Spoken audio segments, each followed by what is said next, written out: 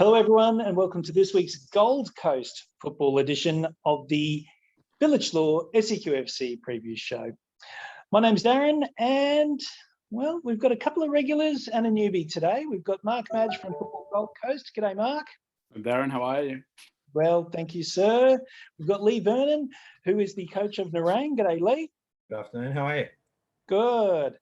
And our newbie this week is the president of Legends Football Club, Anthony Farr. G'day, Anthony. Good day, Darren. How are you, sir? Good, good. Thank you for joining us. I'm going to start with you here, Anthony. We had Mark. I'm going to put all this in context.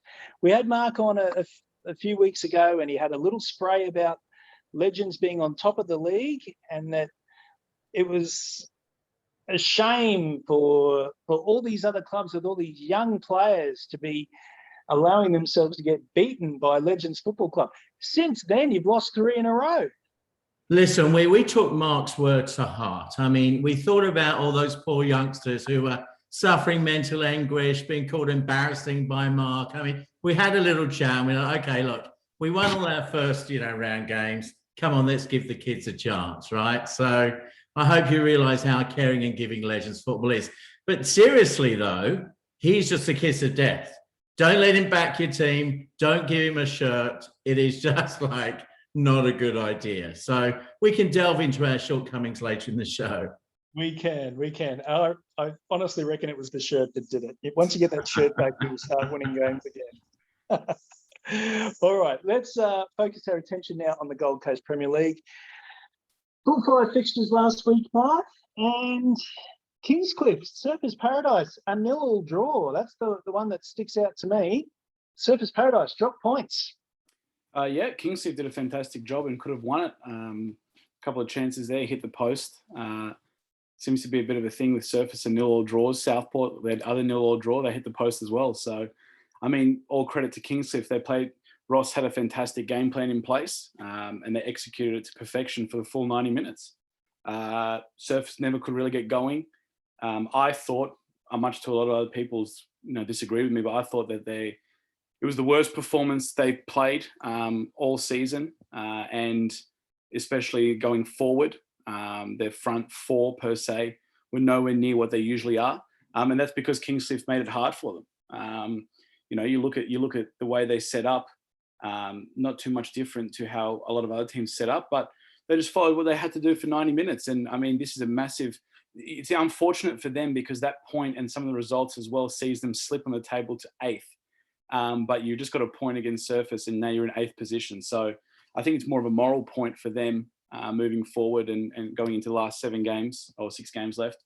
Seven games. So, they can take a lot of confidence away and they can have some belief that they can do it against the rest. And Lee, you had an excellent 2-1 victory over Broadbeach. You must be thrilled with the victory. Wouldn't say it was excellent, but I'll take the 3 points. If you listen to a lot of the coaches in our league, we just bird it along and win fouls and appeal and score free kicks. But that actually sort of was the case on Saturday. We didn't play well. We scored 2 free kicks and we'll take the 3 points. Any win's an excellent win as far as I'm concerned. Mark, we'll go back to the other 3 results. So Palm Beach kept rolling on with a 3-1 win over Southport. Burleigh Heads, 3-0 over Runaway Bay. And Musgrave, 8-2 over Robina. We'll start with the Palm Beach game because that was obviously probably the feature game of the weekend. That's now thrown that spot for 3rd place wide open. I think Nerang's winning has separated their gap 5 points now, so it's a bit more of a gap there in between the top 2 and the rest. Now it's wide open. I mean, Palm Beach are 5 wins in a row. They're on an absolute streak and a half, setting themselves up for a fantastic game on the weekend. But they played, they did what they had to do against Southport. They negated their strengths, which is their front 2, that I said, in my opinion, were the best front 2 attacking combo in the league, and I stand by that.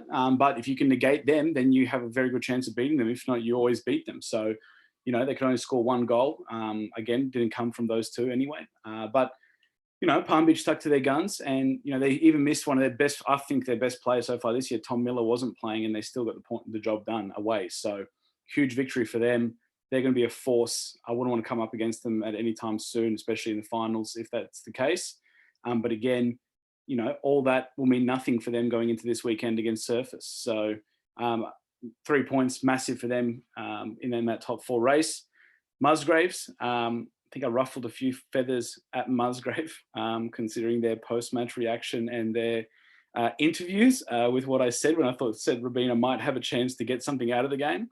It was 1-1 at half time. For those that watched the highlights, there was a lot of individual errors there from Robina that cost them a lot of goals. But 8-2 is 8-2. So, you know, Musgrave did a good job and gets a bit more confidence heading into this Friday night against Ali and Nerang. But, you know, coming off for a 9-0 loss to bounce back into 8-2 shows you what kind of league we have, the level of difference and the level that 1 week can change everything, really.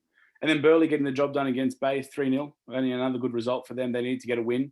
That throws them right back in it. They're now only 6 points behind Southport, who are sitting third. And playing them this week. So, you know, a lot to play for heading into these next couple of weeks, which will determine who finishes where, really.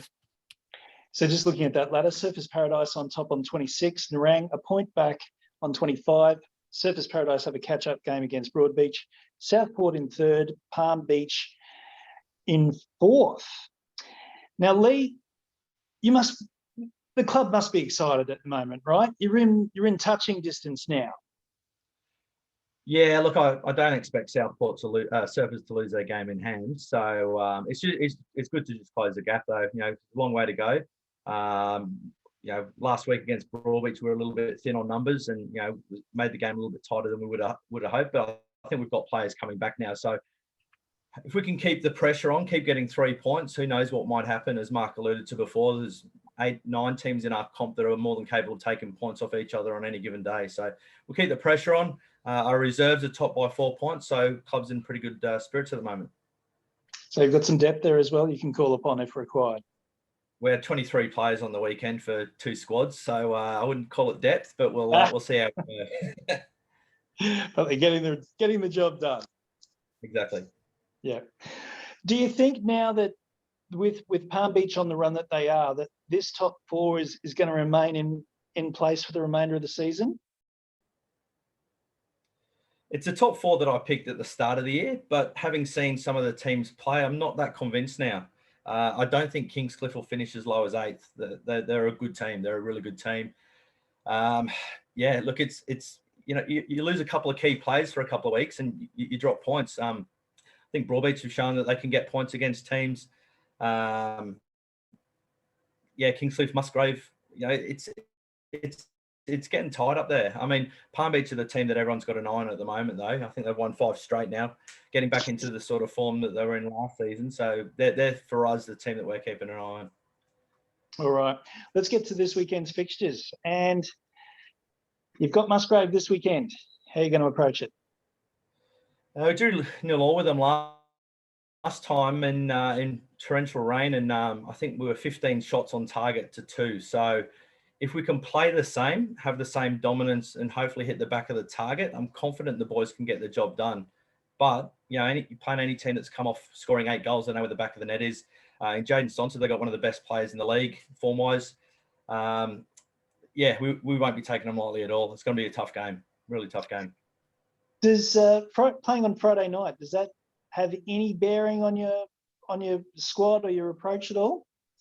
Well, you can't do the normal Thursday training session that you would normally do, but I think Friday nights, I've always liked them as a player. I don't mind them as a coach. It's only the second one we've had this season, so I think there should be a decent enough atmosphere there on Friday night. So it allows a lot of the other teams, players and coaches to come and watch the game. So the crowds are generally pretty healthy. So I've got no dramas with it. All right. Let's have a look at the remaining fixtures. So Robina are taking on Kingscliff. Surfers Paradise hosting Palm Beach. That's got to be the match of the round. Runaway Bay against Broadbeach, and Southport taking on Burleigh Heads. Mark, you've already touched on some of these games. We'll get you to fill that all out. Thanks. Yes, we'll go with, as you said, the Surfers Palm Beach on the Sunday, playing at Gold Coast Knights, leading into the FFA Cup game. Oh, brilliant. Yeah, so that fixture's been played at the Creation Sports Centre. We won't touch too much into the background of that.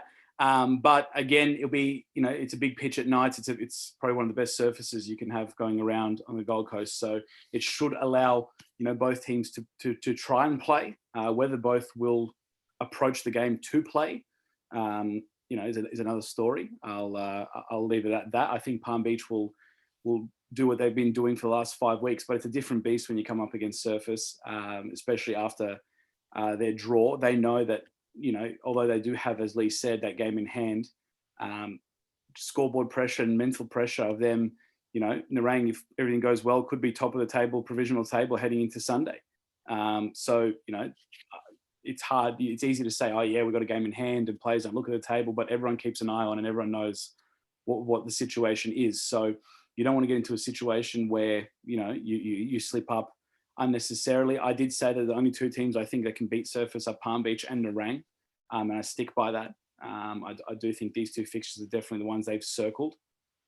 So again, expect Surface to come out, in sort of not desperation mode, but knowing that this is a big result for them in the back run, in knowing that Palm Beach have to play Nerang and so on and so forth as well. So that'll be an important game, as will Saturday night against the Southport Burleigh game. I think that's a bigger game, as Lee said there, in the race for the top 4. Southport are running thin, especially in goals. So I think, Scott got injured. I don't know the situation. Their regular first team keeper for now, where they have to play this is their 4th goalkeeper they're going on to in the club. So, it could prove to be some issues there. Momentum for them, this game is more crucial than anything. They now have Surface and Nerang after that. So they could very quickly find themselves in a hole where they're scratching for points late. And then you look at, as Lee said, a team like Kingscliff, who have gotten away with the Palm Beach and Surface games and have only have Nerang on their radar as a game that they, wouldn't be favourites in, I'd say. So, with that strike force, though, you expect them to get the job done. It might be a high-scoring game, could be 5-4. Who knows what could happen at Southport. And Broadbeach Bay, Bay beat Broadbeach in the first round, and it wasn't by luck or by chance. They genuinely won that game from their performances. So going to Runaway Bay, I was at that pitch earlier in the week, and it has gone a little bit worse than for wear. So it's going to be tough, and they're used to it, and it's tight. So, if Broadbeach, put it this way, if Broadbeach do come into the game the same way they played against Nerang, I think they'll win comfortably, because I did think they actually played pretty well against Nerang. So, it's about backing up their performances in those games that don't really have a big shine or a big public eye on. Anthony, I might bring you in here. Do you take an interest in the Premier League? Well, obviously, it's interesting to have a look at who we're going to be playing against next year. That was just a joke, everyone. All right. Never know. You could be QPL 3. Who knows? That was just a joke. Yeah. So obviously, Legends Football has players from every club as part of our club, right? So, we've got coaches, or we've got parents, or we've got those kind of things. So it is absolutely interesting to watch them. Obviously, our neighbours in Musgrave are back in the Premier League in the first time in 8 years, and obviously they're having a roller coaster and an amazing season. So yeah, we keep an eye on the Premier League. Good stuff. All right, and who do you fancy actually? Do you think Service can, look, I I think the sensible money's on. So I don't upset anyone on the panel, but I think Surfers Paradise obviously is the safer money. So they look pretty hot. All right, let's have a look at the Coast League fixtures last week. And Anthony, no, that's not 10-2. What happened there? Was that a scored? Yes, actually. So I was there. I had to leave. To go to a function, and it was 1-1 after half an hour. We'd missed a penalty, so I was quietly confident. I did hear Nerang score as I got in the car, and then when I texted about sort of 45 minutes later, I was told it was 9-2. So I don't think this is a fair reflection of the scoreline. As I said, the first half an hour was evenly contested, but we've also had a goalkeeping injury crisis. So we're down to our fourth keeper. I think there were some individual errors. Our captain and our defender went off. He had a yellow card, so he took himself off with about 20 to go. And then I think they scored 5 goals in the last 20 minutes with about 4 individual errors. So, hey, listen, if it means everyone relaxes and think, oh, they've gone, right? The they've run out of steam. We only had, X amount of energy and we used it all. And well, we'll see. But we've got Tambourine this weekend on, and gosh, we'll be looking to rebound from that. All right, let's look through the other results. So Tambourine lost 4-1 at home to Ormo. Talabudra, top of the table with a 3-2 win over Pacific Pines. Mudgeeraba, 7-0 over Runaway Bay. And Musgrave, a 4-1 away win at Palm Beach. Looking at the ladder, Talabudra on top. Talabudra, respond to my messages, please. I'd like to get you on the show. They're reading them. They're not responding. We want you guys on the show. Levi on. We'll get Levi on. Let Levi have a chat. All right. So they're actually 8 points clear now. So, Mark, it's looking good for the Tweed Valley. Yeah, I mean, they've got Matt Hilton. What else do you want me to say? They've got a striker that could slot into any team on the Gold Coast Premier League right now. I mean, there's not much else you can say. In Coast League, if you can score goals and consistently, you'll get the result done. If you've seen their games, they've conceded quite regularly. But when you have a threat like that up front, who, funny enough, didn't even score against Pacific Pines as well. So it does sound stupid on that part. But, I mean, they've got a good cohesion. They've got good players who know how to play. They've got experienced players who are a little bit younger than legends in that aspect. But, they've got class players that have played in the Gold Coast for a long time, and credit to everything that they've done. I mean, they've rode that momentum and the results in the first round, Tweed slipping up as well. And just, again, to maintain that level of consistency and winning, even with legends continuing to win that whole first round, a couple of results there that didn't go their way, we could be talking about a different story here. So credit to everything that they've done, putting a team together. It's not easy to put a team together straight away in Coast League and be top of the table. But definitely with a run in the second round, they'd be heavily favoured, considering they have Tweed starting this weekend against Tweed at home, which I think will be the decider for them. A win there will see them in a very good position, going through the rest of the round, considering the other team's situations. So again, what happens if you win the league in Coast League? No one knows. I can't tell you that. Football Gold Coast can't tell you that, and Football Queensland can't tell you that. So, yet to be determined. But credit to Levi and Gavin and all the team down there who set up a fantastic outfit. Anthony, what's the mood of all the clubs in this competition? This looks like a great move by Football Gold Coast to have structured it this way, yeah? From what perspective? Oh, just in that, we've got Ormo participating in the competition now, stepping out from the Wednesday comp. And got it. We got some fresh blood, with ourselves and everyone. Look, it's been a great adventure for us. I mean, going to these places, we play all our matches at our venue, in our normal comp, if you like, and seeing the different clubs, the different structures they have, the setups, it's really been interesting. But to a club and to a man, it's been very welcoming. I think we turn up and especially in round one, I can see them nudging each other, like, how old's that bloke, kind of thing. Not me, by the way, I don't play, but how old's that bloke, right? And we had a little laugh before the season. We said, try and count out how many times on the pitch someone goes, how old are you? Or you're an old bloke or something, right? So, but obviously after the first round, the coaches have got to them, and to Mark's point and the joke around the shirts, right? I mean, they got beaten once by us. I don't think anyone wants to be beaten twice. So they are coming up, hell for leather to try and beat us. And all the matches are a goal. I mean, obviously apart from the 10-2, are a goal either way in the first round. So they were all tight battles. So everything is on a knife edge, and it's a referee decision, or we've actually missed 4 out of 5 penalties, which is just killing us. So, but no, I think Ormo, Tambourine Mountain, and then you've got the more established, the Palm Beaches and the Narangs of the world. It's a good vibe. It's a good league. Looking at this weekend's fixtures, Talabudra are hosting Tweed United, so that's top of the table. Who do you fancy in that, Anthony?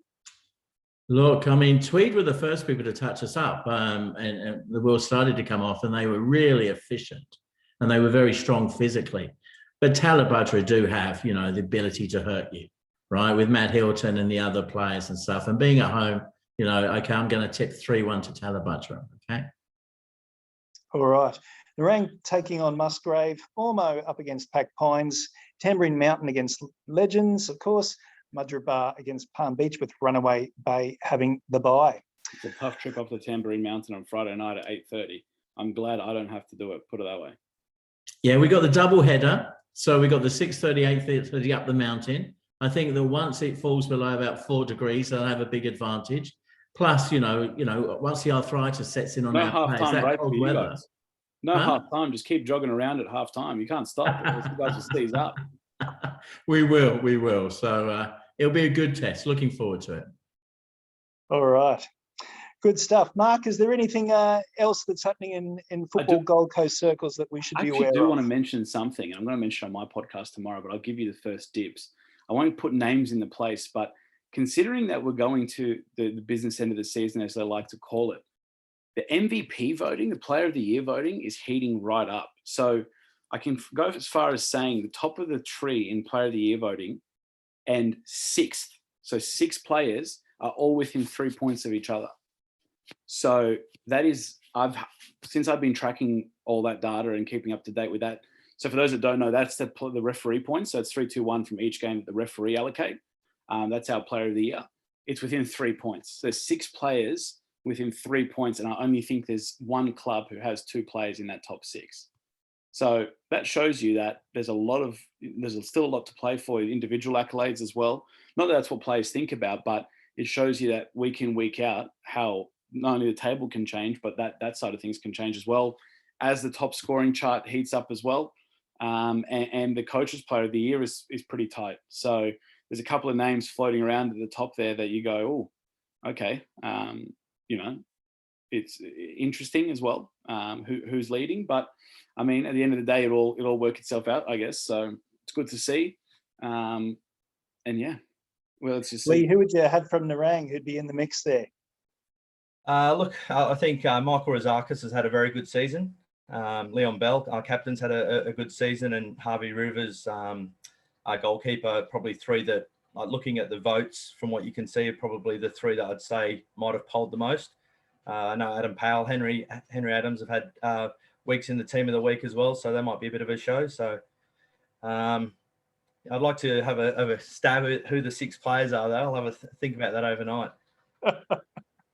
Well, Mark, I've got you, Mark, though, for your podcast tomorrow. A quick question.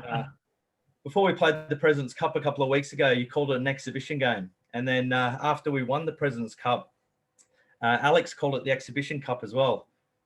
Did I call it an exhibition? Anyone would think you guys were at a barbecue the night before the final, but whilst you're there, just what's your talking behind it being an exhibition game? So, good call. Fair call.